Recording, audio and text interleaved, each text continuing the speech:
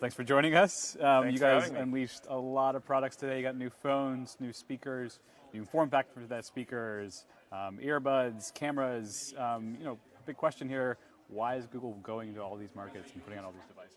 Oh, well, we wanted to make products that were radically helpful for users. A lot of them showcase our technology, things that combine AI and software and hardware and put them together into what we call the ultimate Google experience. And you certainly saw some things that are real important everyday use cases, and you saw some things that might appeal strongly to certain kinds of users. And we wanted to do a broad range of things to show the full range of innovation we could do.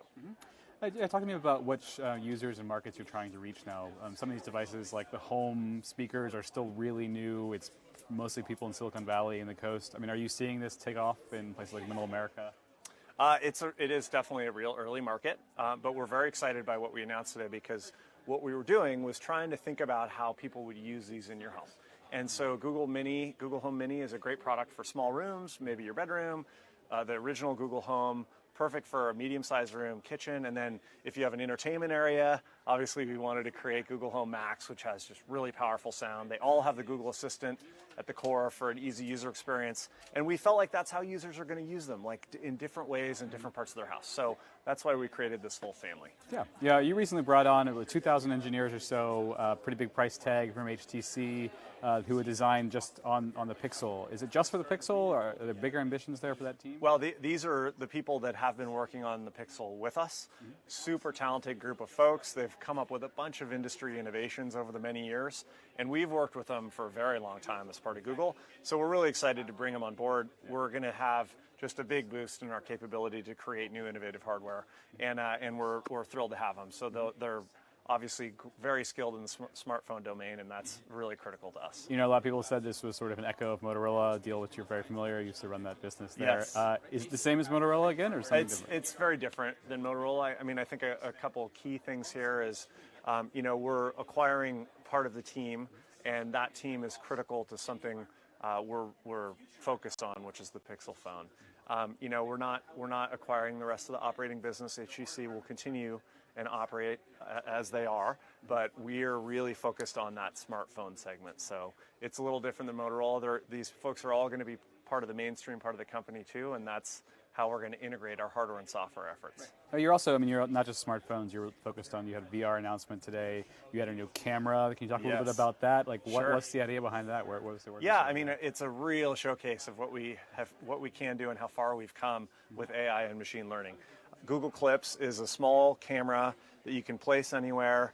It has a wonderful little clip, and it'll take these moments where you can be in the picture, because you can just set the camera down, and then it'll automatically take photos, and it will discard ones that it thinks aren't any good, things that might be blurry or where the subjects aren't in focus, but it'll capture ones that are unexpected and that you might miss if you were pressing a shutter yourself. And that's all because of the machine learning capabilities we've added to this little device that used to take massive computing power to run. We've miniaturized it and made it so that it runs on a small consumer electronics product. Yep. And it's like perfect for parents and pet owners, because we've really trained it to focus on people that you're close to.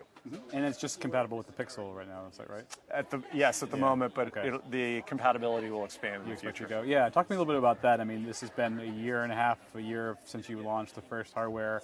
Has it changed the Google's relationship with some of its Android partners at all? I don't think so. I think it's been something that Google's been doing for many years with the Nexus program. Clearly, we're after the cutting edge of innovation and hardware in the smartphone space. So we have to invest in a lot of money in the premium tier and components and in software and hardware and integrate them together. So we have a very focused approach at that premium tier to bring people the best Google experience. And probably more importantly, we've got a wide portfolio that looks at a number of different areas. It's not all focused on smartphone. We introduced today a new Chromebook called the Pixelbook, and of course the speaker family. So there's a lot of efforts we're doing. Yeah, the speaker, the natural competitor we talk about a lot is Amazon, which just they probably put out a speaker since we've been talking here. But how are you setting your strategy apart? What's the Google hardware and home speakers look different than Amazon? Well, I think we design these for how we think people are going to use them and how they live. So we have a range of products that has a small device that might fit in a small room. We have a middle-sized device that might fit in a kitchen or something like that. And then we have this very large Google Home Max device that has our latest and greatest technology, really powerful sound, can fill a very large room or an outdoor space. And that's how a lot of people's homes are. Sometimes you might want something that's really powerful. The common theme, of course, is they all run Google Assistant. And we think that's the right way to prosecute our business in the smart speaker space. It's just how users are likely to use them. Anything that wasn't launched today, you are ready for next year? Oh, we're getting ready for next year, but you'll have to stay tuned for 12 months or so until that time has come.